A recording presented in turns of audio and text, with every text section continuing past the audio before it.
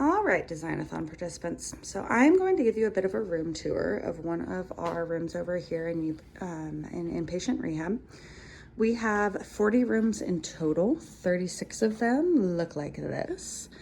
We have an additional 4 rooms that are made for persons of size that have very similar equipment to this that hopefully your solution would also be able to work in.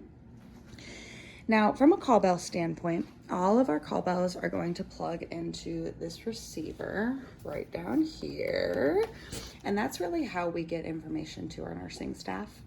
You can see this other thing plugged in is actually one of our chair alarms. We have chair alarms set up for every single room.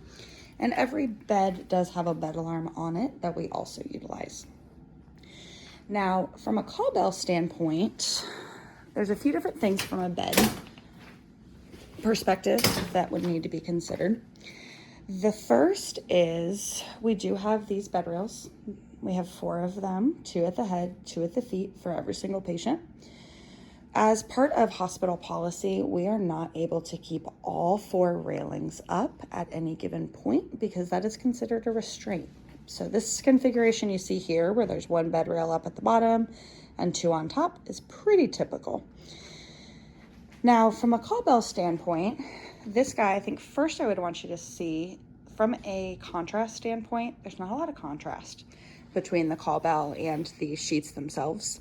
It is very easy for our patients. I've actually seen someone who has it like this and they're not able to find it on this sheet. It's a little easier when the buttons are pushed up from a color and a contrast standpoint, but just something I'm pointing out. Whenever I say that this thing gets lost, the number 1 place I'll see it is somewhere like that. But what can also happen, I just called it.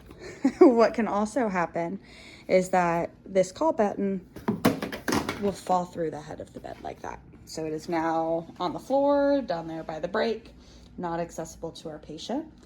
And a majority of people are not going to kind of know that this cord right here is the one they need to pay attention to. If you think about having IVs, if you think about all of that other medical care that they need, they're really paying attention to themselves and much less to the hospital cords. Now, from a 7 feet of cord length standpoint, one of the things that we run into is that the cord itself doesn't have enough space to really pull to a lot of other places.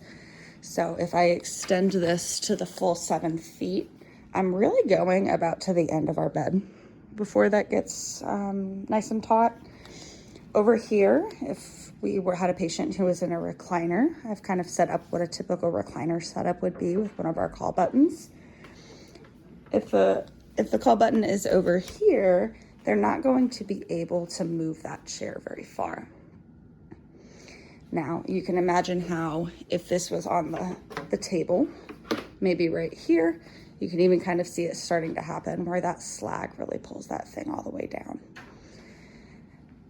Now, recliner-wise, there are also times whenever it will hide in here. Generally, when someone is sitting in one of our recliners, they have a pad underneath them as well as a blanket. Again, kind of that white contrast makes it challenging. I'm just giving you a few more views of one of our typical tray tables. So this is one of 2 kinds that we have here. This is kind of our older model that has these trays on the side. Our newer models do not have that.